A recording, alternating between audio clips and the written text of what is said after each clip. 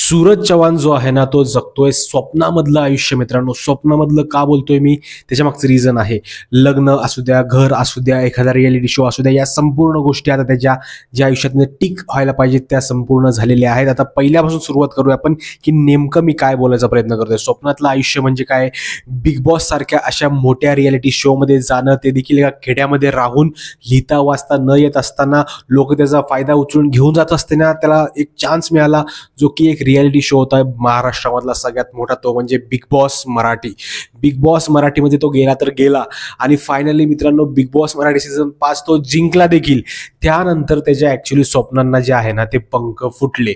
का पंख फुटले? कारण की त्यानंतर संपूर्ण महाराष्ट्राने त्याला डोक्यावर घेतलं. संपूर्ण ठिकाणी त्याचे शोज वगैरे चालू झाले, प्रत्येक ठिकाणी त्याला बोलवण्यात यायला लागलं, संपूर्ण ठिकाणी त्याची मार्केटिंग चालू झाली, त्याला स्पॉन्सरशिप मिळायला लागल्या प्रॉपर. त्यानंतर त्याला घर जे आहे ते घर देखील करण्यासाठी अजित पवार सारखा माणूस जो आहे तो त्याला मदत करायचा प्रयत्न करतो.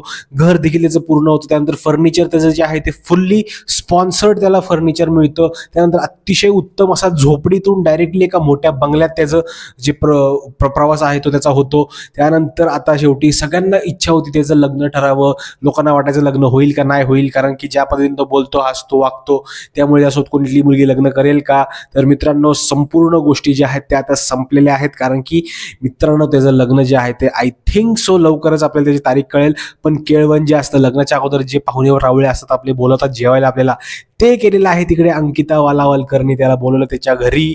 त्यानंतर घरी बोलवून मस्तपैकी दोघांची ओवाळणी वगैरे केली, छान छान त्यांना जेवायला दिलं. त्यानंतर सूरज चव्हाणने उखाणा देखील तिकडे घेतला त्याच्या बायकोसाठी. बायकोचं नाव आहे त्याच्या संजना आणि त्याचं नाव आहे सूरज. त्यामुळे ह्यांची जोडी जी आहे ती अतिशय उत्तम अशी जी आहे ती दिसत आहे.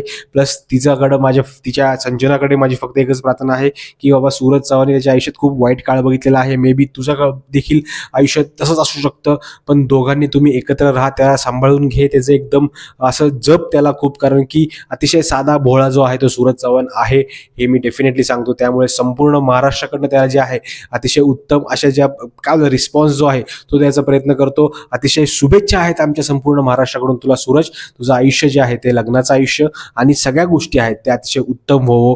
मित्रांनो, तुमचं मत काय या गोष्टीवर नक्की मला कमेंट करून सांगा.